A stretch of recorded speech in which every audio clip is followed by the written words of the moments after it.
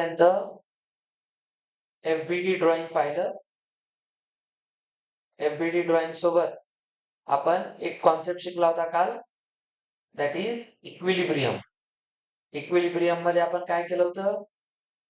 All sigma forces in X direction X केले, all forces in Y direction X केले, 0 केले. हे सगळे इक्वल 0 करायचे. आणि मेन काय पाहिलं होतं आपण? Resolve all force vectors in rectangular components. आता याच्यामध्ये या गोष्टीवर आपण काल एक चांगला क्वेश्चन केला होता, आठवते? ए पॉइंट बी पॉइंट यांनाही दिला होता तो क्वेश्चन. आता आपल्याला एक क्वेश्चन करायचा आहे, फोर्स ऑन पुली. आता पुली स्ट्रिंग सिस्टीम एक असते. याच्यामध्ये एक ऍझम्पशन असतं, ते महत्वाचं आहे. आपल्याला कधी कधी नंबर 1 असं देतात, पुली इज ॲट रेस्ट. नाही दिले, त्याचं कुठलं ऍक्सेलरेशन नाही दिलं, तर आपण काय समजणार? ही रेस्टवर आहे. आणि रेस्टवर आहे याचा अर्थ काय असतं? ती आहे इक्विलिब्रियम मध्ये. म्हणून आपण इथे काय करतो? तिच्यावरचा जो नेट फोर्स आहे तो 0 करतो. ठीक आहे, नेट फोर्स 0 करतो. ही पहिली केस. सेकंड, पुलीला जी लावलेली स्ट्रिंग आहे ती मासलेस असेल. ती मासलेस आहे म्हणून आपण जो स्ट्रिंग वरचा फोर्स असतो, कोणताही फोर्स मास इंटू ऍक्सिलरेशन आहे, तर ऍक्सिलरेशन 0 राहू शकतं. पण आपण हिला मास लेस मानल्यामुळं तिच्यावरचा फोर्स 0 होतो. म्हणून आपण पुली स्ट्रिंग सिस्टीम मध्ये स्ट्रिंग जोपर्यंत मॅसिव्ह आहे असा वर्ड येत नाही तोपर्यंत तिला मासलेस ऍझ्युम करायचं आणि तिच्यावरचा फोर्स इग्नोर करायचा. आता या कॉन्सेप्टवर एक प्रश्न तुम्हाला देतो, विचारपूर्वक सोडवा. प्रश्न सोपाच आहे. बघा, आता इथे लेट्स से आपल्याकडे एक अशा पद्धतीने एक पुली आहे. या पुलीला आपण समजा इथून एक सपोर्ट घेतला, असा एक सपोर्ट आहे. आणि या सपोर्ट वरून असं समजा की आपण एक स्ट्रिंग आहे, ही स्ट्रिंग अशी इथून आणली आणि ही स्ट्रिंग परत खाली आलेली फिरून, आणि हीच स्ट्रिंग बघा इथून अशी आलेली आहे याच्यावर. आणि आपण इथून एक याला इथून एक असा सपोर्ट लावलेला आहे आणि तो सपोर्टही लेट्स से याच पद्धतीचा आहे. हा तो सपोर्ट आहे आणि याला आपण इथे घेतलं असं. आणि सगळ्यात महत्वाचं म्हणजे आपण इथे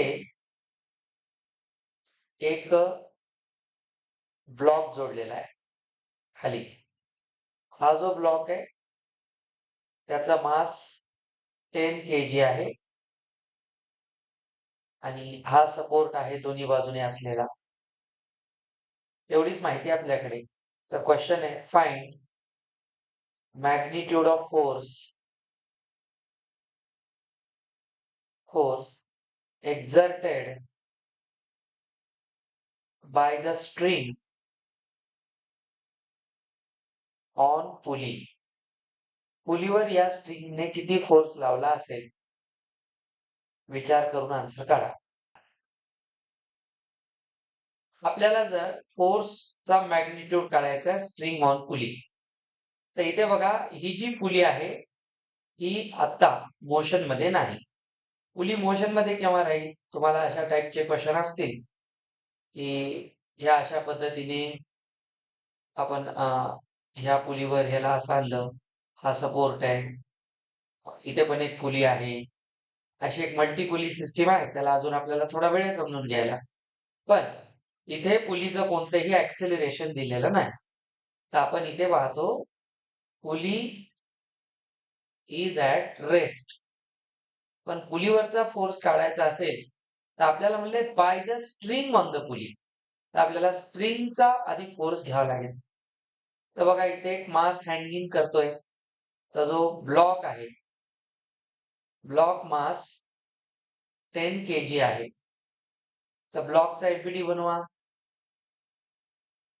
तर ब्लॉकवर खाली काय लागतोय, mg त्याचा वेट, आणि वरच्या डायरेक्शनला लागतंय टेन्शन. याच्यातलं हे टेन्शन आहे. तुम्हाला सांगितलं जोपर्यंत सेम स्ट्रिंग आहे टेन्शन सेम असतं. टेन्शन नेहमी कुठं असतं बेटा, अवे फ्रॉम द सरफेस. हे टेन्शन इकडे आहे तर या सरफेस पासून हे टेन्शन इकडे आहे. तर अवे फ्रॉम द सरफेस असं आहे. आता हे असं ना असं आहे म्हणूनच हे व्यवस्थित टिकून आहे. आता या ठिकाणी टी आणि mg हे सेम करा.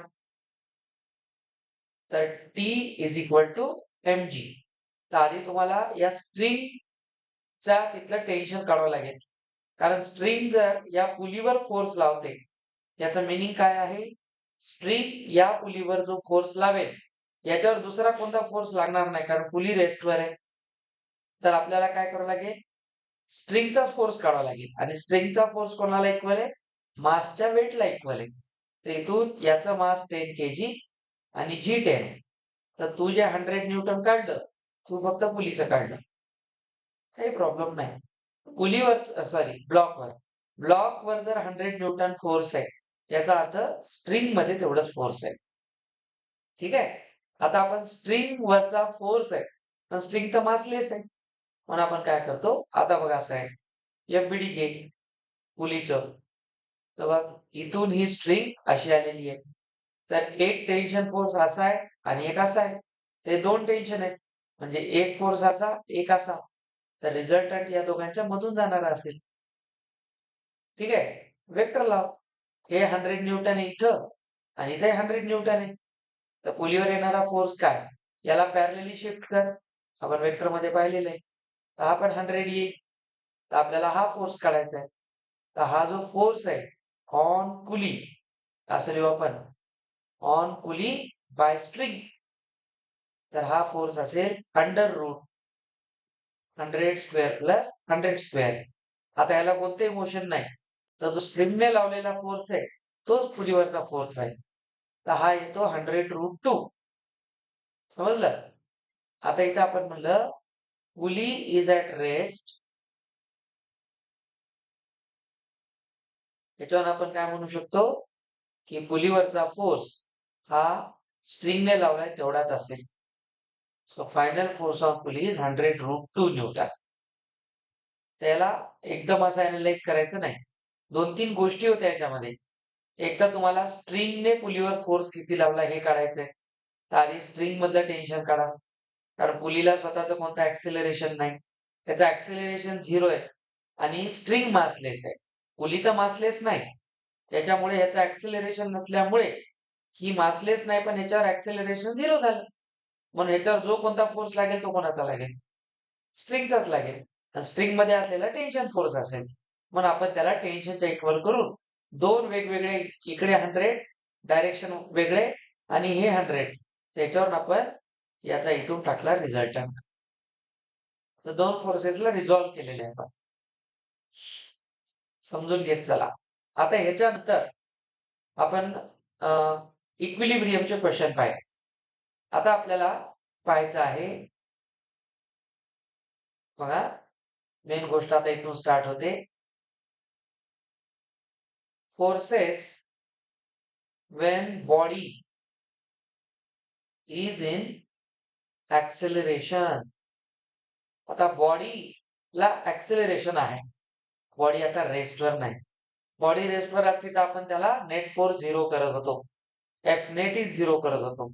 अदरवाईज आपल्याला माहिती आहे फोर्सचा फॉर्म्युला आहे मास इंटू ऍक्सेलरेशन. पण आता नेट फोर्स जो आहे इथे तो 0 नाही. तर ऍज बॉडी इज ऍक्सेलरेटेड, तर F net can not be 0. आता तो 0 नाही होणार, कारण बॉडीला मोशन आहे. आता हा जो माऊस आहे, आता तुम्ही अॅनालाइज करा, हा आता इक्विलिब्रियम मध्ये आहे. सांगायचा एफबीडी काय सांगत होता आपल्याला, खाली mg वर नॉर्मल, तर n is equal to mg होता. पण मी जर याला ढकलायला सुरू केलं तर आता नेट फोर्स 0 आहे का? सांगा आता याच्यात कोणता फोर्स आहे? त्याच्यावर कोणता फोर्स आहे ऍक्च्युअल? एक्स ऍक्सिस मधला फोर्स आहे. वायचा फोर्स आहे का? नाहीये. का नाहीये? वाय ऍक्सिस मध्ये बॉडीचं कुठं मोशन आहे असं? बॉडी तर सरळ चालली आहे. म्हणजे याच्यावरचा नॉर्मल खालच्या एमजीला बॅलन्स करायला आहे. त्याच्यात वाय ऍक्सिस मध्ये फोर्स नाहीये. याच्यावर फोर्स फक्त कोणता आहे? एक्स ऍक्सिस वरचा आहे. आता या बॉडीमध्ये फक्त वायचा फोर्स आहे, एक्सचा 0 आहे. तर जेव्हा बॉडी ऍक्सिलरेटेड असेल, आपण एफ नेटला 0 नाही म्हणत. मग आपल्याला आता काय करावं लागेल? आपण काल इक्वेशन्स बनवत होतो, ते इक्वेशन सॉल्व्ह करत होतो. 2 व्हेरिएबल्स 2 इक्वेशन, 3 व्हेरिएबल 3 इक्वेशन्स. तसं ऍक्सिलरेटेड फ्रेम मध्ये नेट फोर्स 0 नसेल, तेव्हा आपल्याला एक्स ऍक्सिस आणि वाय ऍक्सिसचे डिफरंट इक्वेशन्स बनवून सॉल्व्ह करायचे असतात. तर आपल्यासाठी स्टेप त्याच आहेत. चला, स्टेप्स त्याच आहेत ज्या आपण इक्विलिब्रियम मध्ये पाहिल्या. Step 1, draw FBD of accelerated object. जो ऑब्जेक्ट ऍक्सिलरेटेड आहे त्याचा एफबीडी काढा, म्हणजे त्याला आयसोलेट करा. त्याच्यावर लागणारे सगळे फोर्सेस दाखवा. अँड सेकंड मध्ये show only first all external कोणते? Non contact forces, that is weight. हेच आपण दाखवत होतो ना. नॉन कॉन्टॅक्ट एक्सटर्नल फोर्स आपला ग्रॅव्हिटेशनल फोर्स आहे, म्हणजे त्या ऑब्जेक्टचं वेट आहे. नंबर 3, आणि याच्यात एक मेन आहे. इथे लक्षात ठेव, 3च्या आधी make sure only forces on body are shown. ठीक आहे. बॉडी वर लागणारे फोर्सेस दाखवा, बाय द बॉडी नाही, ऑन द बॉडी. पहिल्या दिवसापासून सांगायलो, एफबीडी काढताना ऑन द ऑब्जेक्ट असते, बाय द ऑब्जेक्ट नाही. ज्याचा एफबीडी काढायलो त्याच्यावरचे फोर्सेस दाखवा. थर्ड स्टेप, आता काय करणार बघ. Choose convenient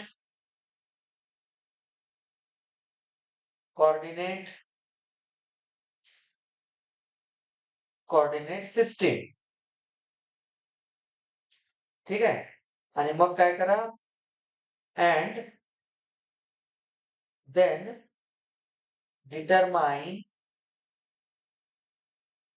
determine the components of all forces. या प्रोसेसला लक्ष द्यायचं. काल प्रोसेस केल्यामुळं डीमॉयरचा क्वेश्चन जमला की नाही आपल्याला, तर त्याच्यामध्ये तुम्हाला थेरी फार चांगली पाहिजे तुमची, ती खूप महत्वाची असते फिजिक्स मध्ये. त्याच्यानंतर मग आपण काय करणार, इथे हे करणार, to get equations in X and Y. X आणि वाय चे इक्वेशन्स मिळतील. मग आपण काय करणार, अप्लाय द इक्वेशन्स ॲज. आता जेवढे फोर्सेस एक्स ऍक्सिस मध्ये आहेत त्यांना आता तू 0 लिहिणार का? नाही, कारण आता बॉडी ऍक्सिलरेटेड आहे. ऍक्सिलरेटेड बॉडीचा फॉर्म्युला कोण आहे? ma. आता मला एक्स मधला फोर्स दाखवायचा आहे, तर मी ma(x) लिहिणार. आता मी mx लिहू का? नाही लिहिता येत. मास कुठल्या डायरेक्शन मध्ये स्पेसिफिक नसतं, त्याच्यामुळे मासला mx लिहायचं नाही, max लिहायचं. ऍक्सिलरेशन एक्स मध्ये आहे. आता याला 0 नाही करायचं, आणि fy असेल तर ma(y) काढायचं. ठीक आहे. आणि सगळ्यात मेन,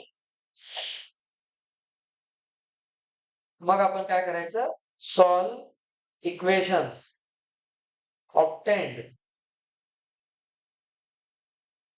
and find variables. मग जे जे शोधायचे ते काढा. This is the entire step. To solve the questions of accelerated body. चला आता सगळ्यात प्रसिद्ध question let us have a surface. This is the surface. आपण जोपर्यंत फ्रिक्शन चॅप्टर शिकत नाही तोपर्यंत आपल्याला माहिती आहे धिस सरफेस इज स्मूथ. याचा अर्थ it is suppose to be frictionless. जोपर्यंत सांगत नाही तोपर्यंत. त्याच्यानंतर त्याच्यावर आपण एक ब्लॉक ठेवला आणि याच्यात आपण दुसरा एक ब्लॉक ठेवला. या पद्धतीने त्याच्या कॉन्टॅक्ट मध्ये लेट्स से फर्स्ट बॉक्स जो आहे त्याचा मास m1 आहे आणि याचा मास m2 आहे. मग आपण काय केलं, एक फोर्स अप्लाय केला on mass 1 in this direction. हा फोर्स अप्लाय केला. आता माझा प्रश्न आहे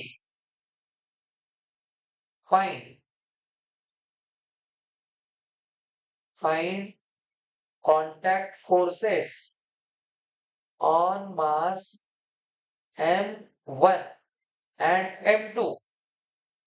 आता तू मला सांग, इथे फोर्स लावला तर इक्विलिब्रियम मध्ये आहे का? नाहीये. जर मी असं म्हणलं असतं इकडूनही तेवढ्याच मॅग्निट्यूडचा फोर्स लावला तर ते रेस्टवर आलं असतं. आता बघा हे ऍज अ सिस्टीम पुढे जाते. म्हणजे हा माऊस आहे, याला मी आता इकडून फोर्स लावला. आता ऍक्सिलरेशन आहे, तर मागच्या इक्वेशन नुसार कोणतं यूज करणार याला पाहून सांग. आपण दोन टाईपचे इक्वेशन्स बनतील म्हणून सांगितलं. या केसमध्ये कोणतं लागेल?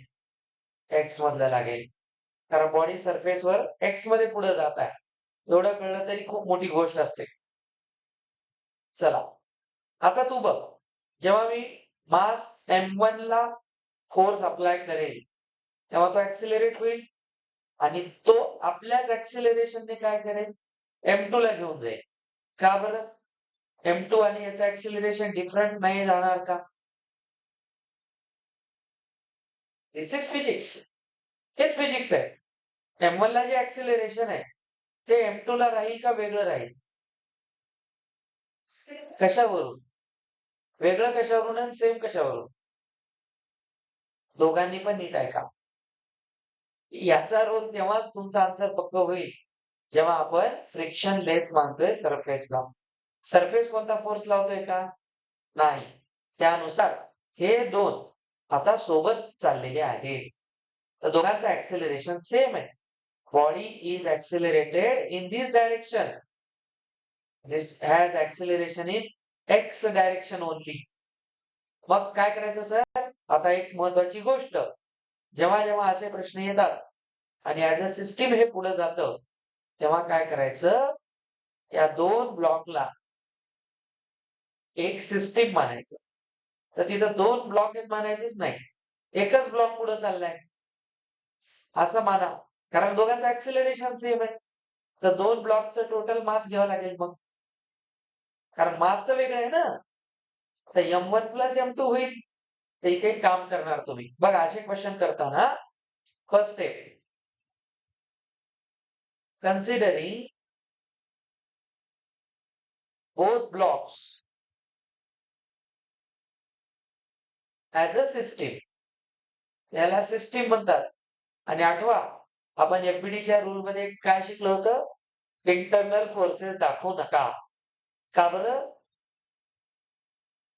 काल आपण क्वेश्चन केला होता. व्हेरी गुड वेदांत, चांगलं लक्ष देत. इंटरनल फोर्सेस कॅन्सल होतात. काल बघ आपण टी कॅन्सल केला होता दोन इक्वेशन मध्ये आणि एकच स्ट्रिंग होती ना.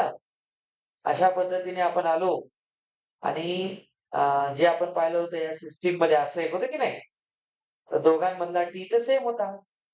हा टी इकडे हा इकडे लागला असा. तर लक्षात घ्या, इथं तुम्हाला हेच लक्षात ठेवायचंय, इंटरनल फोर्सेस दाखवायची गरज नाही, सिस्टीम म्हणून पुढे चालायचं. तर तुम्हाला काय घ्यावं लागतं, इथं मास ऑफ सिस्टीम घ्यावं लागेल.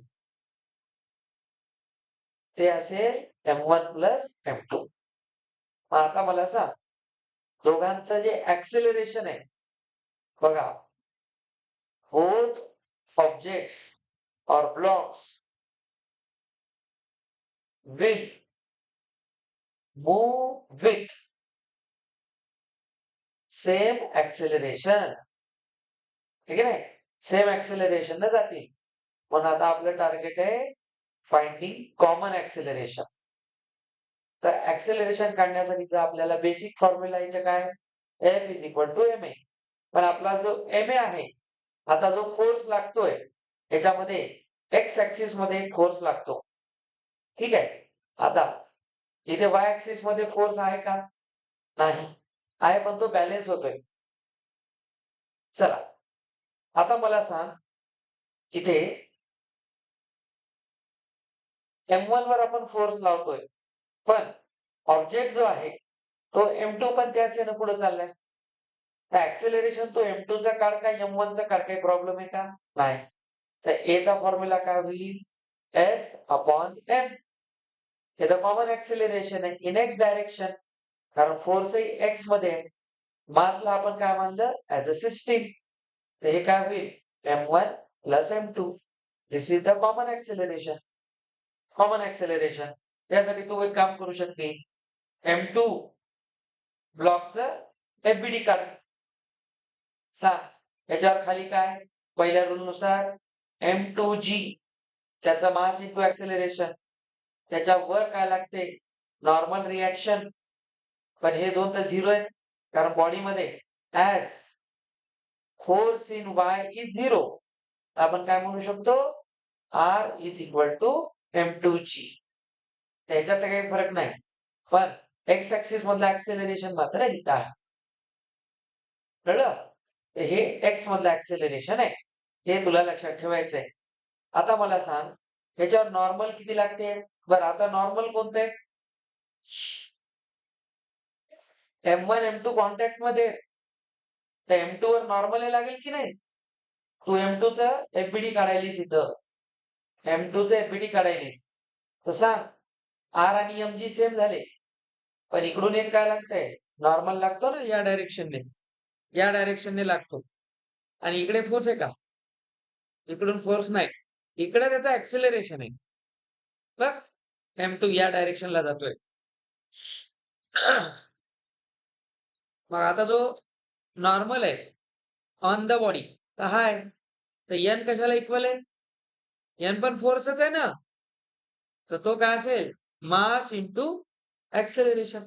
सेकंडचा मास आणि ऍक्सेलरेशन कोण आहे, हे आपल्याला असं लिहू, N is equal to M2A. M2 ला M2 ठेवू आणि ए ला काय ठेवशील, एक्स मधला फोर्स, दोघांचं कॉमन मास. तर फायनल नॉर्मल किती आला, M2 Fx upon M1 plus M2. This is the normal reaction. Analyse करायचं क्वेश्चनला, सो डायरेक्ट गोळ्या मारायच्या नाही. काय करा, सेकंड लॉ वर आधारित, the velocity of a particle of mass 2 kilogram is given by v vector as at I cap plus bt square j cap. Find the force, मस्त प्रश्न आहे, acting on particle. आता सेकंड लॉ न्यूटनचा, लगाव दिमागावर solve करू. आपल्याला क्वेश्चनला analyse कसं करायचंय, velocity दिली आणि मास दिले, मला काढायचे फोर्स. तर फोर्स असतो mass into acceleration, as a vector समजा आपण पाहतो याला. ऍक्सेलरेशन तर आपण एक काम करू शकतो, आपल्याला न्यूटनचा लॉ काय सांगतो, force is DP by DT. तर डी बाय डीटी घेऊ, पी ला डिफरन्शिएट करा, पी असतो एम व्ही. तर यामध्ये एम ला बाहेर काढा आणि डिफरन्शिएट करा व्हेलॉसिटीला टाइमच्या रिस्पेक्ट मध्ये. समजलं? तर एम आहे, v चं फंक्शन कोण आहे? d/dt at i cap plus bt square j cap. Differentiation आहे i cap j cap मध्येच राहतं. तर हे एम आहे, at मध्ये होईल a, t चं डिफरन्शिएशन 1, तर हे ai cap होईल आणि हा होईल 2bt j cap. हे झालं तुझं मास इंटू दिस पार्ट. ऍक्च्युली हे v चं डिफरन्शिएशन केलं आणि मास आलं, म्हणजे इथं याला तुला आता डायरेक्ट मल्टिप्लाय करता येईल मासने. तर हाच फोर्स आला की नाही? तर फोर्स आहे मास इंटू ऍक्सिलरेशन. मास 2 kg दिलाय, त्याला मल्टिप्लाय कर. 2ai cap 4bt j cap. This is the required force. असं नाही, असे क्वेश्चन येतात पटापट छोटे छोटे. चला एक करा ऍक्सिलरेटेड वाला क्वेश्चन, म्हणजे आपला ऍक्सिलरेशनचा बेसिक पार्ट संपवतो. एक ब्लॉक आहे, या ब्लॉकच्या खाली एक परत ब्लॉक आहे. या ब्लॉकचा मास 5 kg आहे, याचं 3 kg आहे आणि आपण या ब्लॉकला एक स्ट्रिंग लावली. ही स्ट्रिंग मात्र आता मासलेस नाही. ठीक आहे, स्ट्रिंग मासलेस नाही. स्ट्रिंगचं मास 2 kg आहे आणि सगळ्यात मेन ही पूर्ण सिस्टीम ही या डायरेक्शन मध्ये ऍक्सिलरेशन आहे 2 मीटर पर सेकंड स्क्वेअर ने. ही सिस्टीम वर जाते या फोर्सने. तो फोर्स आहे F0. तर तुला प्रश्न विचारतोय मी, फाइंड फोर्स F0. हे पहा, याचा FBD घ्या, वर चालला F0 आणि FBD नुसार खाली mg दाखवा. आता टोटल mg किती आहे आणि वर आहे ऍक्सिलरेशन. तर आपल्याला माहितीये F नेट काढायचा आहे, तो असतो mass into acceleration. F net किती आहे? सिस्टीम वर चालली म्हणजे वर लागणारा फोर्स मोठा आहे, मायनस खाली किती लागतंय? Total mass as a system किती आहे? 10 आणि खाली 10 म्हणजे खाली फोर्स लागतोय 100 न्यूटन. आता पूर्ण सिस्टीम कितीने वर आहे? 10. 2 ने वर चालली आहे. तर F0 तुमचा येईल इकडे जाऊन 120 न्यूटन. हे सिस्टीम हा फोर्स 120 न्यूटनने नेतोय. मेसेज पाहिला नव्हता का? मग नंतर एक 11, सव्वा 11:30ला एक टाकला होता. मला वेळेचं नियोजन माझ्या शाळेचं पक्क नव्हतं म्हणून मी टाकला नव्हता. मग नंतर टाकला 2:30चा, पण 3ला सुरू झालं. F0 किती आला? 120 न्यूटन. आता सांग, मी जर विचारलं तुम्हाला फाइंड फोर्स ऑन रोप, फक्त रोपवर किती फोर्स लागतोय, तर त्यासाठी फोर्सचा मास इंटू ऍक्सेलरेशन घे. फक्त आता मास कोणाचं घेशील? रोपचं. 2 kg आहे आणि त्याचं ऍक्सेलरेशन तर कॉमन आहे सिस्टीमचं, ते पण 2 आहे. ते फक्त ह्याच्यावर किती फोर्स लागतोय? 4 न्यूटन. तुम्हाला असं आयसोलेट करूनही विचारतात. नेट त्याला तुम्ही ऍज अ फ्री बॉडी पाहिलं तर असं काढायचं असते. आता उद्या मी तुम्हाला ह्याच्यामध्ये mass on mass, pulley, inclined plane त्याचे क्वेश्चन्स असतील. इन्क्लाइंड प्लेनचे क्वेश्चन्स कसे असतील? एक असा इन्क्लाइंड प्लेन देतील, ठीक आहे, आणि या इन्क्लाइंड प्लेनवर इथे एक पुली लावतील. पुली लावून इथून एक स्ट्रिंग सोडतील, इथून एक स्ट्रिंग सोडतील आणि मग सांगतील इथे एक मास आहे, इथे एक मास आहे. अशा टाइपचे क्वेश्चन्स असतील, ते आपण उद्या करू.